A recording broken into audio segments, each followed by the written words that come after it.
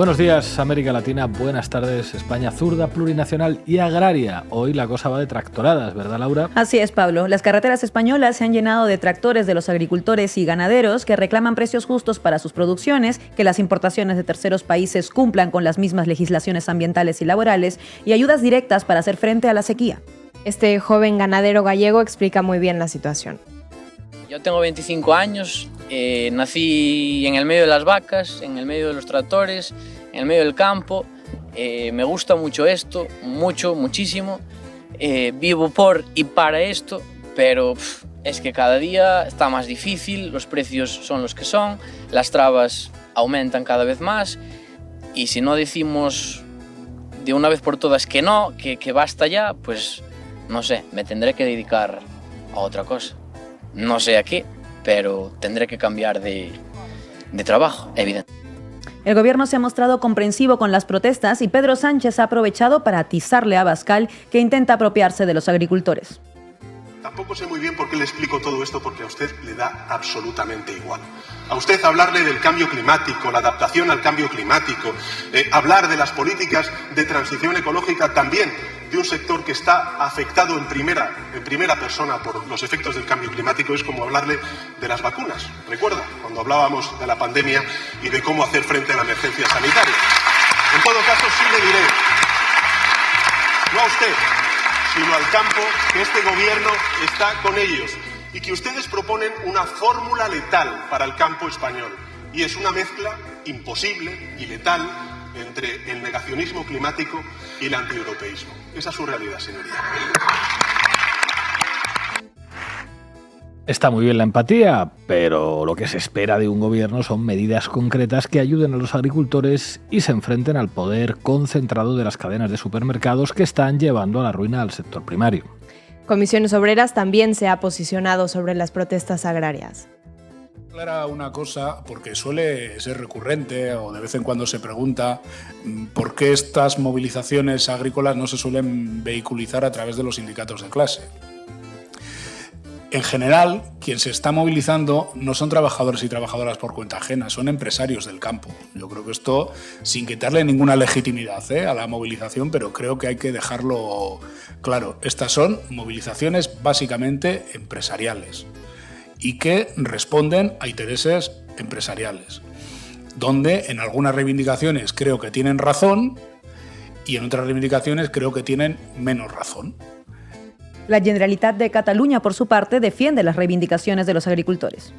Sus demandas concretas no solo las hemos escuchado, sino que estamos gestionando todas aquellas que son competencia propia del Govern, pero la mayoría, desgraciadamente, porque todavía no somos un Estado propia, son competencia de Europa y del Estado español. Eso pasa por la simplificación administrativa, que es una reivindicación histórica de que no sean sobrepasados por la necesidad de hacer uno y otro papel para conseguir algo que tendría que ser mucho más simple, y intentamos poner remedio a esto con la creación de una inminente ventana única de relación con el sector primario.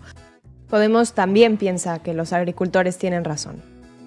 Razonable pedirle al Gobierno que se cumpla con la Ley de Cadena Alimentaria. Logramos aprobar en el Congreso, con mucho esfuerzo y mucho trabajo de Podemos, una Ley de Cadena Alimentaria que evita la venta a pérdidas, pero esa ley se tiene que cumplir.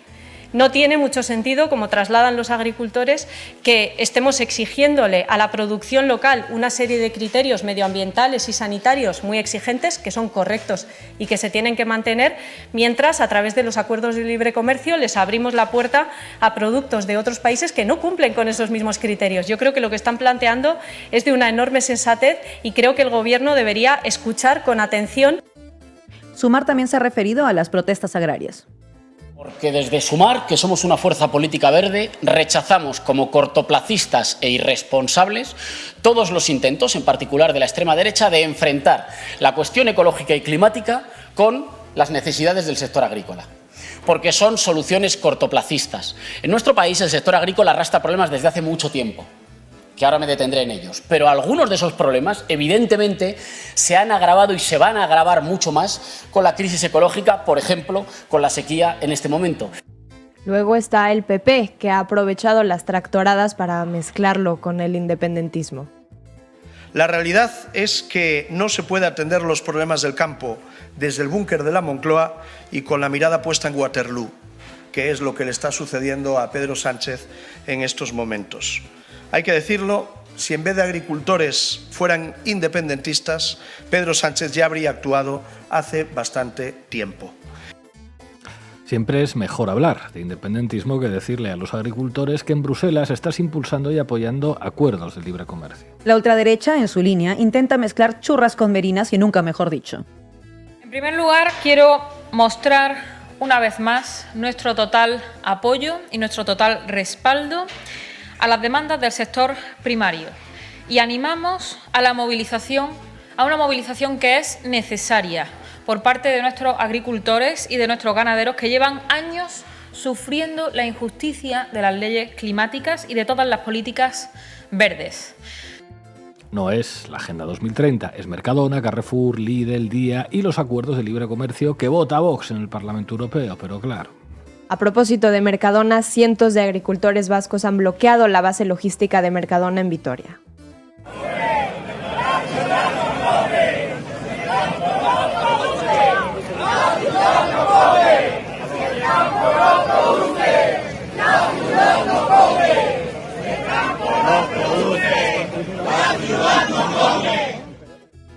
Pues eso, si el campo no produce, la ciudad no come. Si el dueño de Mercadona es uno de los hombres más ricos de España, es a costa de vivir por encima de las posibilidades de los agricultores españoles. La Comisión Europea, por su parte, ha retirado el plan de reducir un 50% los pesticidas y lo han vendido como una medida para ayudar a los agricultores y ganaderos, cuando es una medida que ayuda al multimillonario negocio de los agroquímicos. Cambiando de tema, capítulo 4131 de la Ley de Amnistía. ¿Hay novedades? Las hay. En primer lugar, el Congreso ha dado de plazo hasta el 21 de febrero para que se apruebe la ley de amnistía. Luego, la Junta de Fiscales del Supremo ha votado a favor de encausar a Puigdemont por terrorismo, aunque no ha sido una decisión unánime y ahora se debe pronunciar la teniente fiscal que tendrá la última palabra. Por su parte, Marlaska ha defendido el cambio de la ley de enjuiciamiento criminal para acortar los plazos de instrucción. Que es algo nuevo, yo creo que no es algo nuevo, ya en el año 2015 hubo una modificación del artículo 324 de la Ley de Enjuiciamiento Criminal. Trabajar, reflexionar sobre modificaciones al respecto siempre me parece importante y tenemos que tener en cuenta que tampoco se puede mantener permanentemente el estatus de una persona como imputado, como investigado, si la instrucción, si la investigación no avanza o se valora que ya está razonablemente concluida. Todo ello es en consonancia con la tutela judicial efectiva y con una valoración adecuada a ese respecto. La vicepresidenta segunda del Gobierno no conoce todavía la propuesta de su Ejecutivo sobre la modificación de la Ley de Enjuiciamiento Criminal. Acabo de llegar de un viaje esta semana, he estado en México y he estado en Roma con el Papa y he estado exactamente ayer, no pude hablar con el presidente del Gobierno, pero por supuesto conversaré como con muchos otros temas. Sí. Presidente, ¿qué le parece el informe de los fiscales del Supremo sobre casos sobre instituciones jurídicas e informes que se expiden? Les he dado una opinión política ahora mismo sobre una modificación, insisto, en una propuesta técnica que no conocemos y en el derecho es fundamental leer las propuestas. Seguimos con Yolanda Díaz porque ayer se aprobó en Consejo de Ministros la subida del salario mínimo de 1.134 euros en 14 pagas, que además es con carácter retroactivo y beneficiará directamente a casi 2,5 millones de trabajadores y trabajadoras. Muy consciente que queda camino por recorrer y que todavía estamos alejados de las medias salariales europeas, pero es verdad que se va estrechando y reduciendo esa desigualdad y hoy España es un país mejor. Percibir 398 euros al mes más en las economías domésticas es un paso de gigante en un país, insisto, de rentas salariales moderadas. El Consejo de Ministros ha aprobado también subir el mínimo exento del IRPF para que la subida del sueldo mínimo no se la quede Hacienda. Recuerdan que en el año 2023 elevamos esa cuantía mínima, practicando retenciones en el IRPF de 14 a 15.000 euros, porque en ese momento esa era la cifra de retribución anual. Ahora lo hacemos hasta los 15.876 euros, el equivalente al salario mínimo interprofesional anual. El PP, valiéndose de su mayoría absoluta en el Senado, va a bloquear el techo de gasto y deuda, lo que va a ralentizar la elaboración de los presupuestos generales del Estado. Además de ralentizarse, el gobierno se verá obligado a hacer unos presupuestos con más recortes porque tendrá que amoldarse al pie de la letra al plan de estabilidad enviado a Bruselas y no a la previsión de déficit que ha elaborado el ministerio de María Jesús Montero. Lo que es sorprendente es que las principales perjudicadas van a ser las comunidades autónomas, gobernando el PP en 11 de ellas, porque el déficit para las comunidades pasará del 0,1% al 0%. El gobierno no va a poder aprobar los presupuestos generales de 2024, se equivocan y vuelven a perjudicar a comunidades autónomas y ayuntamientos. Porque, señorías del Partido Popular, si su premisa es que sin la aprobación por el Senado del objetivo de estabilidad del país no se pueden formular presupuestos, ¿qué le dicen ustedes a las comunidades autónomas, a los ayuntamientos donde gobiernan, que han hecho los presupuestos sin aprobación de estos objetivos de estabilidad? Porque digo yo que ustedes compartirán que si los objetivos se dividen por sus sectores, lo que se aplica a una administración se tiene que aplicar a la siguiente. Vámonos ahora a Zaragoza, donde podría haber un nuevo caso de lawfare, esta vez contra 6 militantes antifascistas. Así es, Pablo. El Tribunal Supremo ha condenado a 4 años y 9 meses de prisión a 4 de los 6 de Zaragoza que se manifestaron contra un acto de la ultraderecha en enero de 2019. El Supremo acusa a estos militantes antifascistas de delitos agravados por desórdenes públicos y atentando y lesiones a varios policías. Los 6 de Zaragoza fueron condenados por la Audiencia Provincial, en un principio, a 6 años de prisión. Luego el Tribunal Superior de Justicia de Aragón endureció la pena a más de 7 años. Y finalmente el Supremo ha rebajado a 4 años y 9 meses una decisión considerada desproporcionada e injusta por la plataforma de Madres y Padres por la Absolución. La defensa de los 6 de Zaragoza considera que son inocentes porque no hay pruebas objetivas. 2 eurodiputados y eurodiputadas y más de 400 personas del mundo de la cultura se han sumado a la petición de absolución total de estos militantes antifascistas. Hace 2 años se celebró un acto en el Congreso de los Diputados en solidaridad con los 6 de Zaragoza y esto dijo Javichu, uno de los acusados. La razón por la que me están juzgando desde el primer momento es por haber acudido a una manifestación.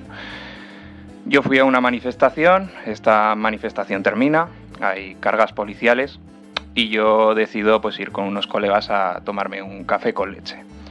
Horas después de esto, la policía entra en el bar en el que yo estaba consumiendo mi café con leche y nos señala y nos acusa en concreto de ningún acto delictivo, simplemente de haber estado en la manifestación. Y ahí es donde empieza la detención, también donde empieza una pesadilla para mí. Vamos, lo que viene siendo un montaje. Y oh casualidad, la parte que acusa, ¿saben quién es? Vox. En fin, a los aparatos del Estado les falta todavía mucha, pero que mucha democracia. Yone Belarra ha mostrado hoy su apoyo a estos militantes antifascistas. Ministro, me va a permitir que mis primeras palabras sean para mostrar nuestra solidaridad, nuestro apoyo con los 6 de Zaragoza. 6 jóvenes que están siendo víctimas del peor lawfare, de la peor justicia reaccionaria en nuestro país y que van a ir a la cárcel simplemente por ser antifascistas. Cambiamos de tema. PSOE y Sumar van a convocar una manifestación por Palestina, pero sin hablar de genocidio y sin los colectivos sociales pro-palestinos, ¿no es así? De esta iniciativa no solo forman parte PSOE y Sumar, también están Comisiones Obreras, UGT, Más Madrid, Partido Comunista de España, SEAR y Palestina Toma la Calle, una entidad fantasma que no reconocen los colectivos pro-Palestina y que, de no tener, pues no tiene ni página web. El manifiesto llama masacre al genocidio y, lejos de criticar al gobierno español, que no ha tomado todavía ninguna medida efectiva, lo aplaude porque, cito textualmente, a diferencia de la mayoría de los gobiernos occidentales, el gobierno de España ha condenado la masacre israelí. El manifiesto llama a una movilización para el 17 de febrero, un día antes de las elecciones gallegas, y la iniciativa tiene como objetivo propiciar una manifestación a la que puedan acudir cómodamente los ministros del gobierno. Bueno, hoy nos acompaña en Noticias Básicas Ana Sánchez, de la Red Solidaria contra la Ocupación de Palestina, que fue la entidad que convocó en enero manifestaciones en 70 ciudades españolas y sacó a la calle a más de 500.000 de personas. Buenas tardes, Ana. Muchas gracias por atender a Noticias Básicas. Hola, buenas tardes.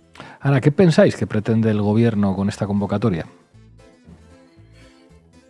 Pues no lo sabemos, eso quizá habría que preguntárselo al Gobierno. Para nosotras como Rescop nuestra estrategia está clara y es la que llevamos defendiendo durante los últimos meses. Creemos que hay que presionar para que el Gobierno tome medidas concretas. En este caso lo que venimos demandando es un embargo de armas y la ruptura de relaciones diplomáticas, institucionales, económicas, culturales y deportivas con un régimen de apartheid que además está siendo actualmente investigado por genocidio por el Tribunal Internacional de Justicia. ¿Cómo juzgáis el hecho de que el gobierno no haya interrumpido definitivamente la compraventa de armamento entre Israel y España? Nos parece sumamente grave. Nos parece que ahora, aún con más motivo, después de que el Tribunal Internacional de Justicia haya decretado estas medidas cautelares, no entendemos por qué este embargo no se hace efectivo de manera inminente. Creo que estamos corriendo un riesgo de que el Estado español sea cómplice de un genocidio y que deberíamos de manera, como digo, inmediata detener tanto la compra como la venta de material armamentístico y de tecnología de seguridad con Israel. ¿A vuestro juicio debería participar España en Eurovisión si se permite la participación de Israel? Absolutamente no. Creemos que este tipo de festivales, este tipo de eventos culturales, lo que hacen es ser una plataforma para que Israel lave su imagen y se muestre ante el mundo como un Estado democrático, como un Estado normal, ¿no?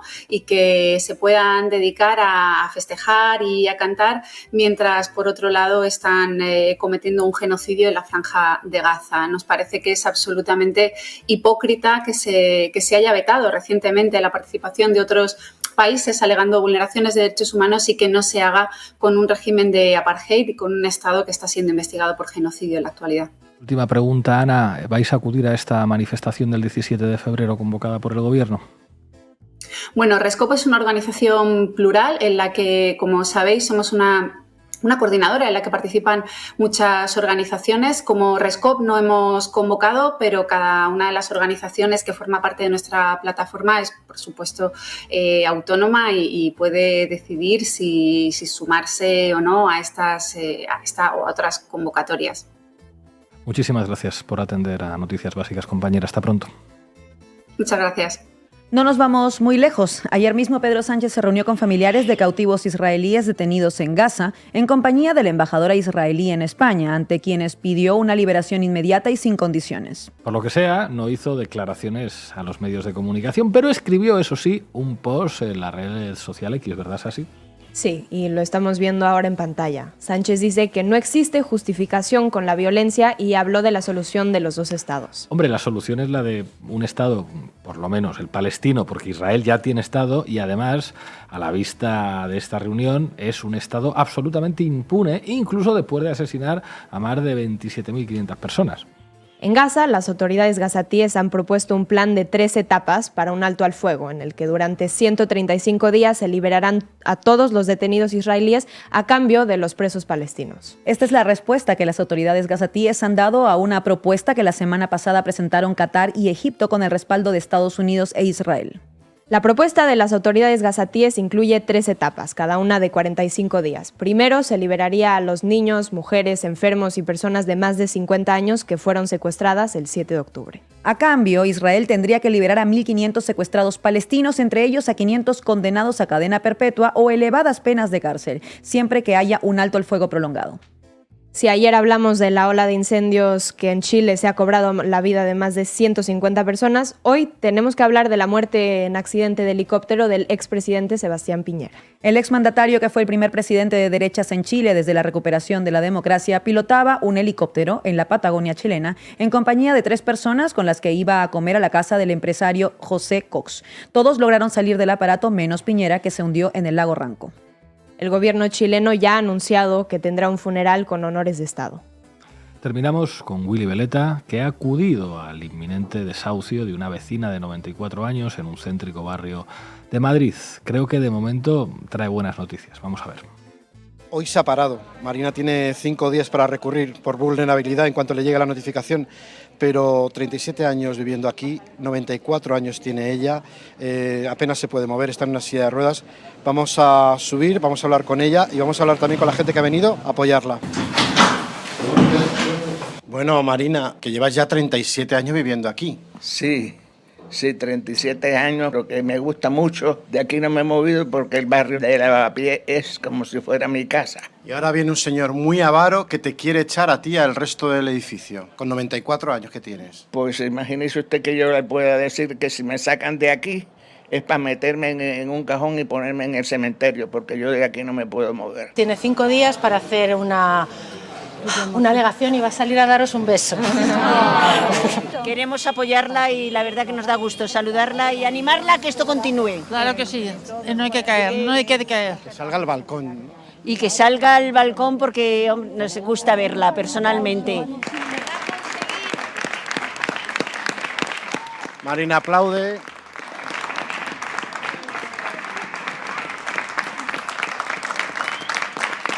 Vemos que tienes un montón de medicinas que tendrás tú ya, estás delicada por tu edad, ¿no? Por supuesto, pero los médicos me tienen bajo control.